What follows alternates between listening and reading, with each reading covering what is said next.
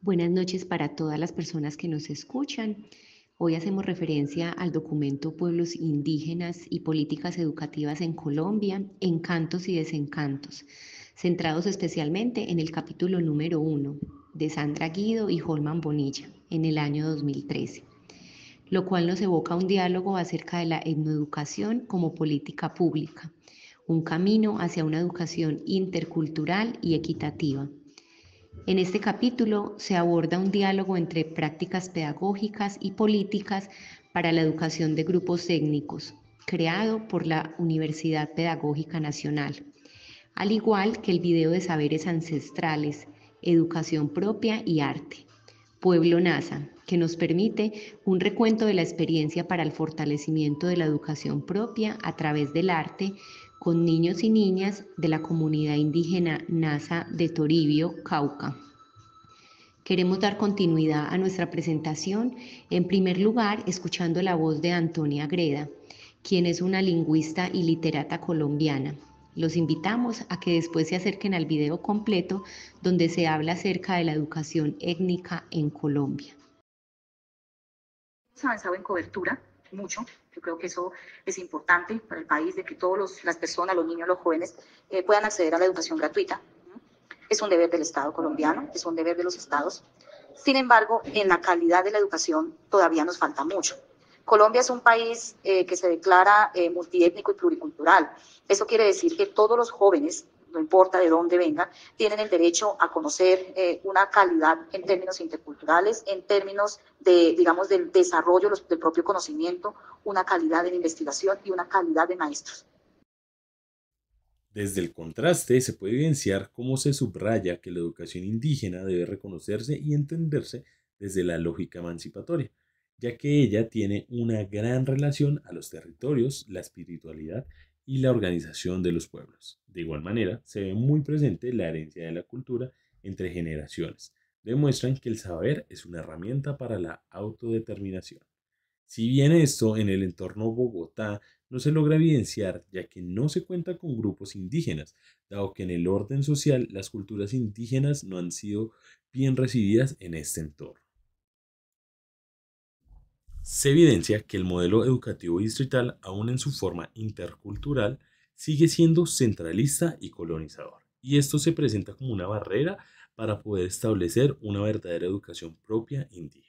Sin embargo, se evidencia una ruptura radical con el modelo occidental al proponer una epistemología indígena, basada en el vínculo entre el saber, hacer y sentir profundamente el entorno. Frente al entorno de la capital, se logra ver que independientemente del modelo educativo que tenga la institución, se busca formar personas integrales que sea un potencial transformador en la sociedad, creando estudiantes que se preparen para un ámbito laboral. De igual forma, se logra demostrar que la educación se debe gestionar desde el interior de las comunidades y no como un servicio delegado por el Estado.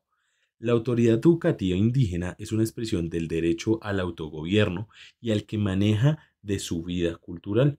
A partir de esto podemos ver la disrupción, debido a que en la capital podemos encontrar diferentes instituciones que desdibujan la educación como un derecho y lo convierten en un servicio. Y de igual manera se evidencia mediante los currículos planteados por el Ministerio de Educación, algo que no logra conectarse con la enseñanza indígena.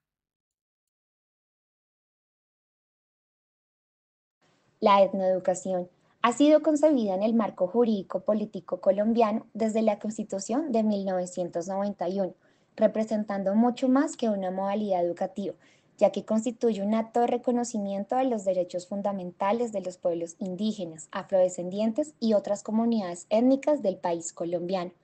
Es entonces como se reconoce que el artículo 67 de la Constitución establece que la educación no solo es un derecho fundamental, sino es un servicio público con una función social. Es por esto que este principio abre las puertas al entendimiento de que la educación no es solo un mecanismo de instrucción, sino que es una vía para garantizar la dignidad, la identidad y la existencia misma de los pueblos originarios.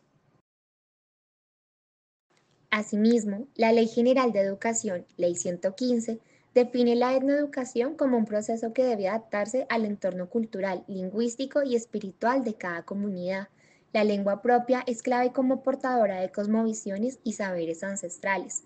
Sin embargo, esta visión se encuentra en tensión constante debido a las limitaciones estructurales del sistema educativo nacional, el cual sigue privilegiando modelos homogéneos, inflexibles y muchas veces ajenos a la realidad de los pueblos indígenas. La etnoeducación ha sido reconocida como un derecho fundamental y un camino hacia la preservación cultural de los pueblos indígenas, quienes a través de la lucha y la resistencia han sostenido un camino hacia la dignidad, la autodeterminación y el buen vivir. Sin embargo, la etnoeducación no puede verse solo como un programa dentro del sistema nacional, debe ser parte de un pacto intercultural basado en el respeto, la equidad y la autonomía. No obstante, aunque la etnoeducación ha sido reconocida como este derecho fundamental y el camino hacia la preservación cultural de los pueblos indígenas, en ciudades como Bogotá, su implementación real es escasa o prácticamente inexistente en la mayoría de las instituciones educativas. Esto debido a que no hay presencia de comunidades indígenas, lo que ha derivado una falta de formación docente, materiales educativos o espacios de reflexión sobre la modalidad educativa. Por tanto, esta etnoeducación no debería limitarse a territorios indígenas, por el contrario, debe ser parte del currículo como herramienta de sensibilización, reconocimiento y respeto hacia la diversidad cultural que define a nuestro país colombiano. Una mirada externa que reconoce la centralidad cultural, la heterogeneidad. Bueno, en el texto nos plantean que una de las características centrales de las políticas hacia los pueblos indígenas, teniendo en cuenta este elemento, es entendida como la existencia de estas acciones que usualmente son muy dispares, pero a su vez son motivadas por los diferentes intereses. Esta tensión se hace muy evidente, por ejemplo, en la política que impulsa el Estado de educación para todos y la defensa de la educación que es promovida por el movimiento indígena. La pedagogía del pueblo Nasa está profundamente vinculada a su proyecto político de preservación cultural, que esta a su vez pues, permite toda la construcción del conocimiento de manera colectiva y va a estar adaptada a su contexto territorial, lingüístico, espiritual y simbólico. Pues dado lo anterior, esta no es una educación estandarizada, sino contextualizada.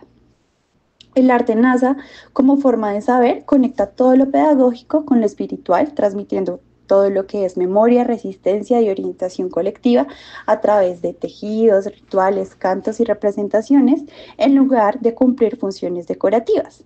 Esta expresión estética se aleja de la homogeneización escolar y refleja la diversidad y la multiplicidad de sentidos de la comunidad. La irregularidad. Este término hace referencia a todas las políticas que implican un proceso continuo de transformación, la cual exige un análisis que considere el contexto en el cual surge y sus diferentes actores. En el caso indígena, la transformación de la etnoeducación a una educación propia refleja precisamente este carácter dinámico. También está presente en el carácter vivo de todos los saberes ancestrales del pueblo Nasa, que no solo se fijan en manuales ni planes únicos, sino que también logran recrear en el hacer diario, en los calendarios lunares, en el uso de rituales de plantas, en la oralidad de los mayores. Todo esto es una forma de conocimiento en movimiento que desafía la rigidez de la escolarización convencional.